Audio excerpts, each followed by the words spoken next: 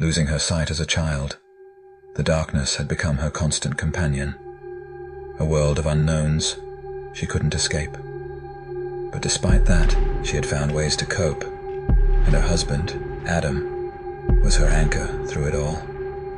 He was her guide, her protector, and she trusted him more than anything. So, when Adam left for a business trip, leaving her alone in their house for the first time, Ella's heart was gripped by fear. She had never been on her own like this, and the thought of it sent shivers down her spine.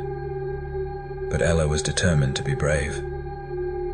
She was an adult, after all, and couldn't let her anxieties take over. She filled her days with routines, cooking, tidying the house, and listening to her favorite audiobooks. She stayed busy, knowing it was the best way to keep her mind from wandering. At night, when she crawled into bed, she'd hold onto Adam's pillow, pretending he was there, the comforting scent of him, easing her worries. The days passed uneventfully, but one night, something changed. As Ella lay in the darkness, a feeling of unease crept over her. There was something different about the room. She could feel it. The air seemed heavier, and the silence wasn't comforting. It was oppressive. She told herself it was nothing, just her mind playing tricks, but the feeling only grew stronger, an unsettling presence that wouldn't let her rest. Her heart pounded as she reached for Adam's pillow, seeking the soft, familiar cotton that brought her peace. But instead of the warm fabric, her fingers brushed against something cold and wet.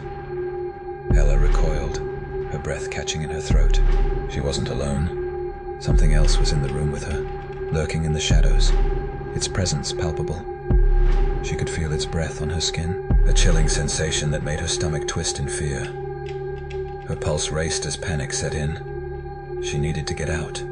Stumbling from the bed, Ella ran blindly toward the door, her hands searching for the handle in the darkness. Behind her, she could hear the thing moving, its heavy footsteps following her, closing the distance with every second.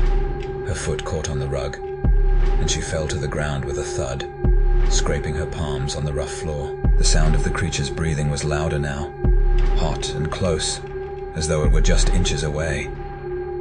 Ella's mind screamed at her to get up, to keep moving, but her body was frozen with terror. Suddenly a familiar voice called her name.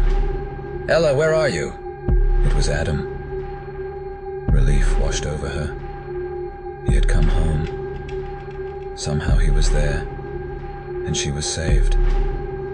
She forced herself to stand, following the sound of his voice, her hands outstretched, searching for him in the dark.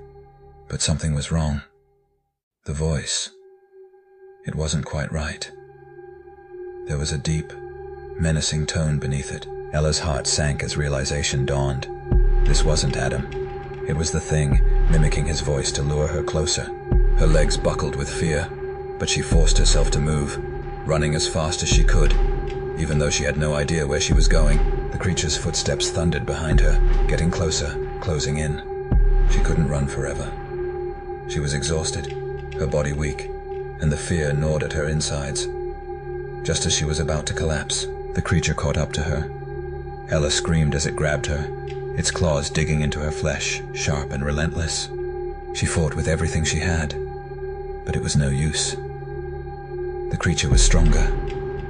She could feel its cold, merciless grip tightening around her, its breath hot against her face as it prepared to finish her. With a final desperate cry, Ella's world faded to black. The fight was over,